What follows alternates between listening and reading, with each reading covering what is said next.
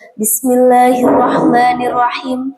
Assalamualaikum warahmatullahi wabarakatuh. Hamdan wa syukran lillah, salatan wa salaman ala rasulillah. Amma ba'd. Dengan juri yang arif lagi bijaksana, hadirin seluruh dan juga para pendengar setia seluruh Republik Indonesia dimanapun Anda berada, yang insya Allah dirahmati Allah Subhanahu wa Ta'ala. Hadirin rahimakumullah, teknologi yang semakin canggih membawa dampak luas di seluruh belahan bumi, tak terkecuali Indonesia, yang memberi nilai positif dan negatif tergantung siapa yang memanfaatkannya. Teknologi informasi misalnya bisa menjadi media pembentukan karakter terpuji, media dekodensi bagi generasi milenial tentang seks bebas dan kematian akibat miras. Standar narkoba di kalangan generasi muda hampir setiap hari memenuhi halaman media sosial.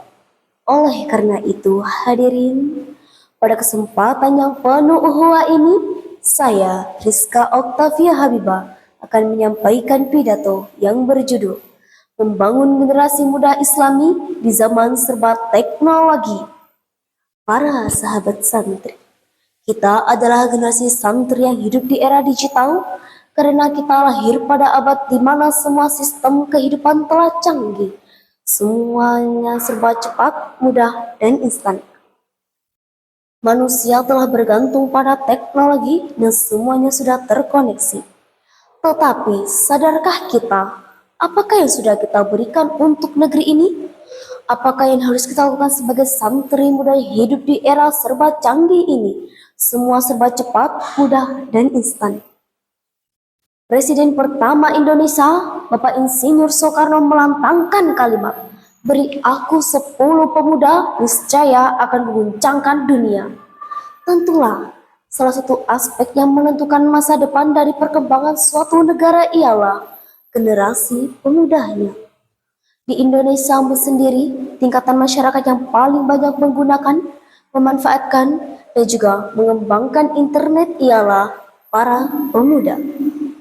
Dengan kemampuannya di dunia teknologi dan sarana yang ada,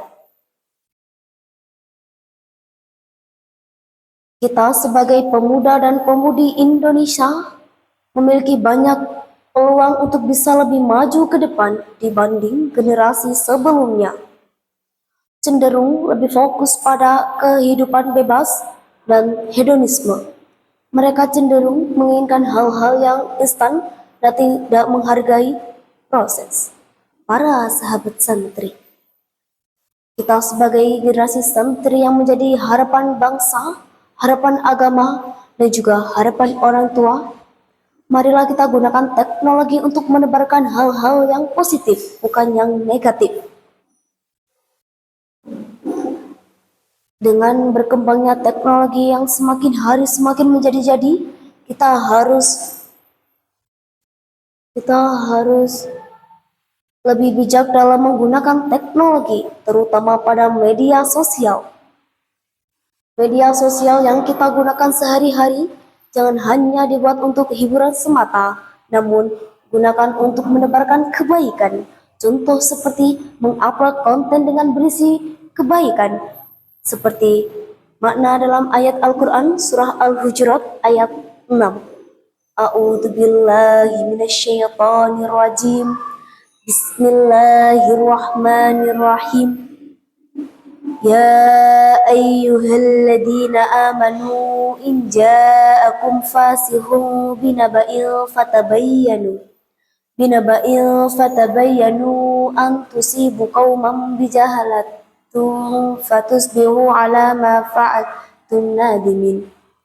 Wahai para pemuda, pergunakanlah masa muda kalian dengan baik, karena sesungguhnya demi Allah Subhanahu wa Ta'ala, aku tidak melihat saat yang paling tepat untuk beramal kebaikan kecuali di masa muda.